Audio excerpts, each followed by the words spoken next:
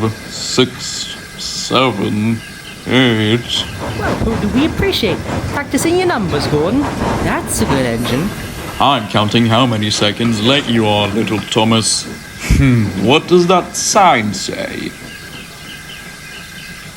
There's no sign here. Oh, wrong station, I suppose. Anyway, please excuse me. I'm meeting... Thomas, have you seen my express coaches? Percy was supposed to shut them for me, but they weren't on the platform when I returned and... Who the hell are you? And why do you look like me? Oh, no. You look like me. I'm Gordon, the big express engine. No, I'm Gordon. No, I'm Gordon. Nope. Excuse me? Nope. Sorry, Gordon. You're not Gordon anymore. That's the new Gordon. What the f*** are you talking about? You've been replaced, Gordon. The hell I am! I'm taking my express back. I won't let some imposter who looks better than me. I'm not just going to sit here and let someone else take my express. Well... No.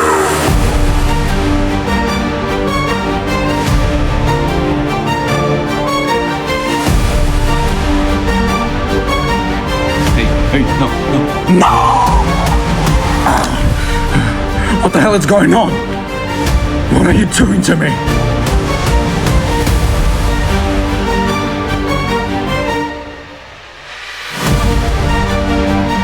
What are you?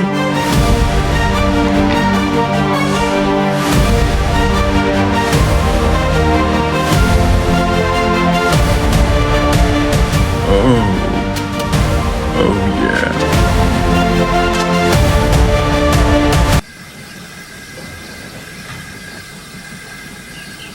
Well, I guess there's only one thing to do now. And what's that? Let's get on to the video. What? And make sure to like and subscribe for more train content. Who the hell are you talking to? When it comes to Thomas merch, I love the big engines. Whether that's a Trackmaster Henry, a Take-Along Gordon, and Earl James, but my favorite would definitely be Trackmaster. Now, for the longest time, I never owned a Trackmaster Gordon. At most, I had a Trackmaster Henry. Which, fun fact, it's the same Henry that I used to make Big City Engine.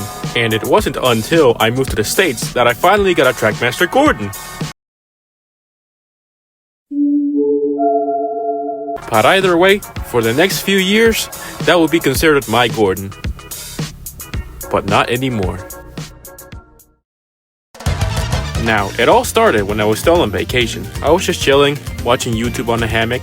By the way, hammocks are so damn comfortable. Until I found this video made by Milano. And just by looking at the thumbnail, I thought, oh shit, that's Homie Gordon. Just a little bit glossier and with a CGI face. Ah, screw it, I'm gonna watch it.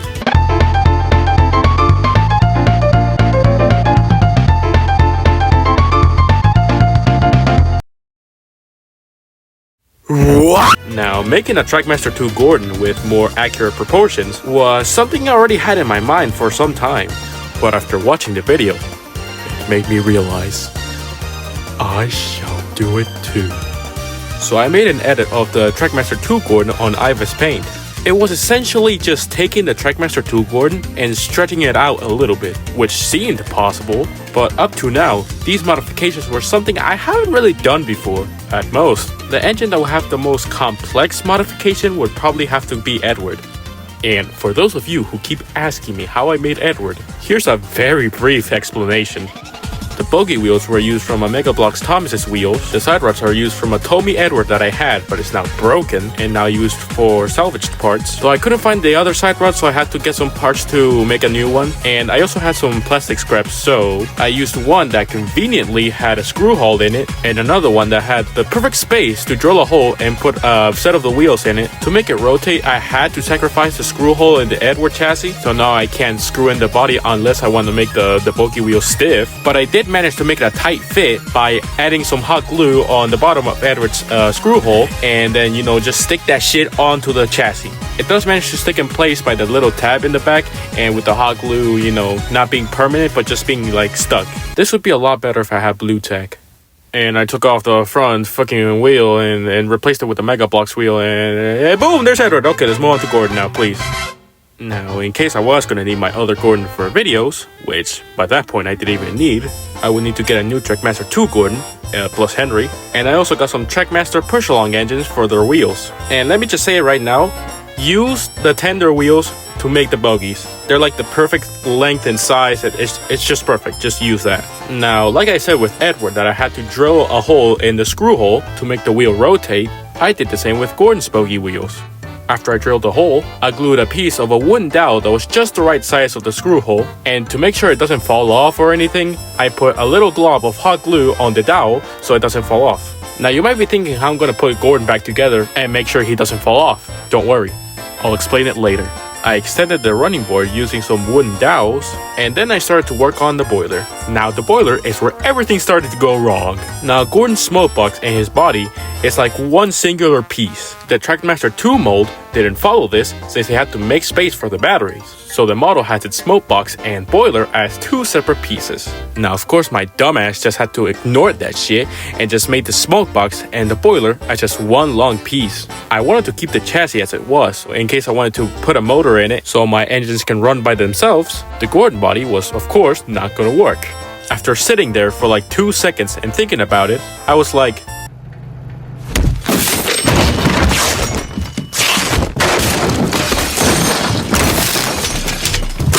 but I looked at the edit again and made me realize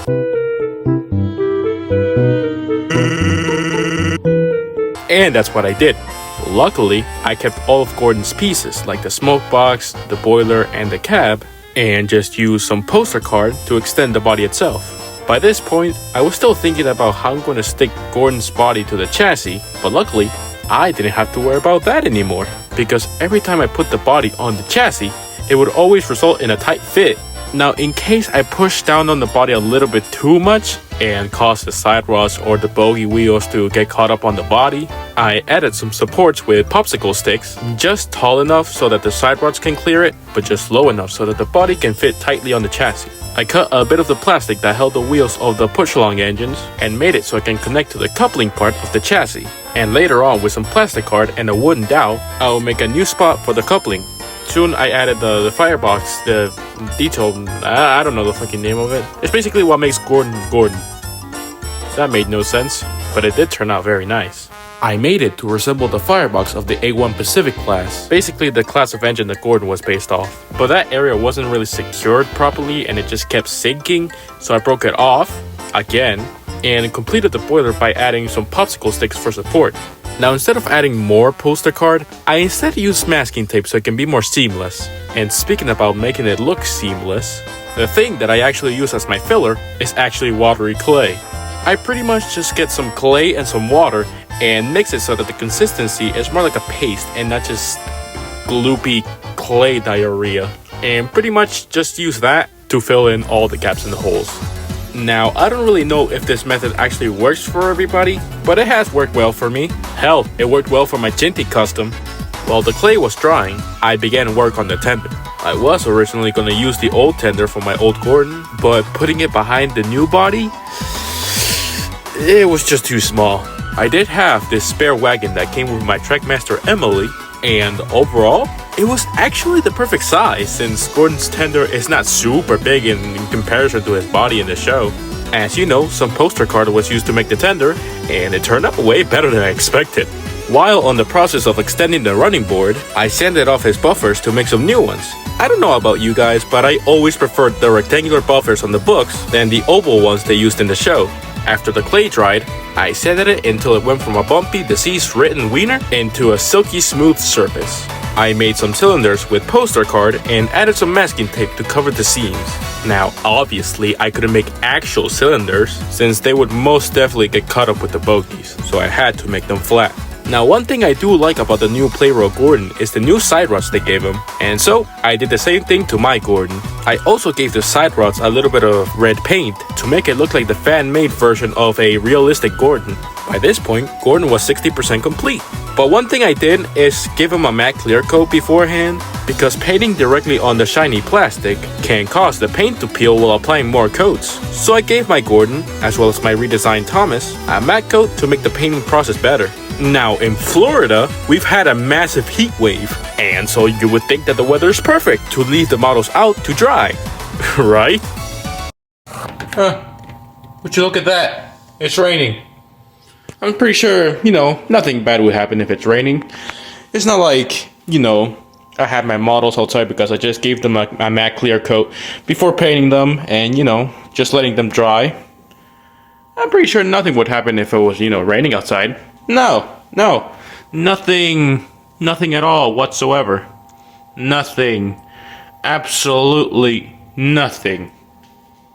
And it honestly almost ruined the model since the clay got wet and it turned back into its pasty consistency. But luckily, it wasn't too bad of a fix. I just didn't touch the model and let it dry naturally. It didn't really take too long since it was air dry clay, so yeah. After Gordon dried out completely, it was time for the fun part, painting.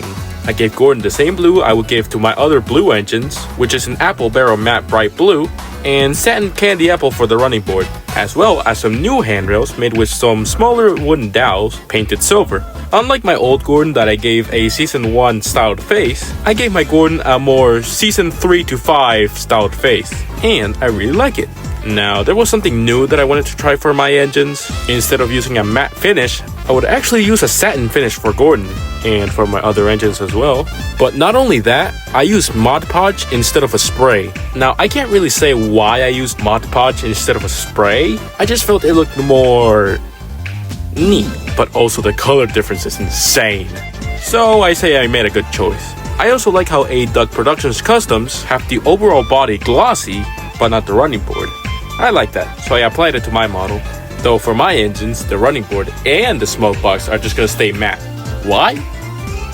Shut the hell up, I don't have to explain myself. Now, one thing I, for whatever reason, didn't do for my original Gordon, and also never bothered to fix, I just filled in the tender with hot glue. Why did I do that? Why the hell did I? Yeah, that was not gonna fly for this one. This time, I added some actual coal to his tender using black decorative filler that I got from Michaels, and a water and glue mixture to hold it all in place. After that, it came the vinyl, and if you could have guessed, the splashers and the tender were tricky to do. Bending the vinyl is not super hard to do, but you gotta make sure that the vinyl is really stuck in place. Now, one thing I don't really like about my engines is that they are mainly just 3 colors, black, red, and blue. Okay, that mainly applied to Thomas, Edward, and Gordon. So for the windows, I actually used some black vinyl with gold lining. And boy, they make them look so much better. And for their buffer beams, I would still add their number, but I would also give the number. You know, the number decal that they have on real steam engines. That number. And just looking at it, man, I should have done this a long time ago. And finally, the last thing that I did is give them another coat of the Mod Podge. Since it was a sealer, applying it over the vinyl would ensure that it wouldn't come off as easily as before, which is essential since while working with vinyl, some pieces can just be a little bit too dry and they don't stick fully onto the engine, causing them to peel off.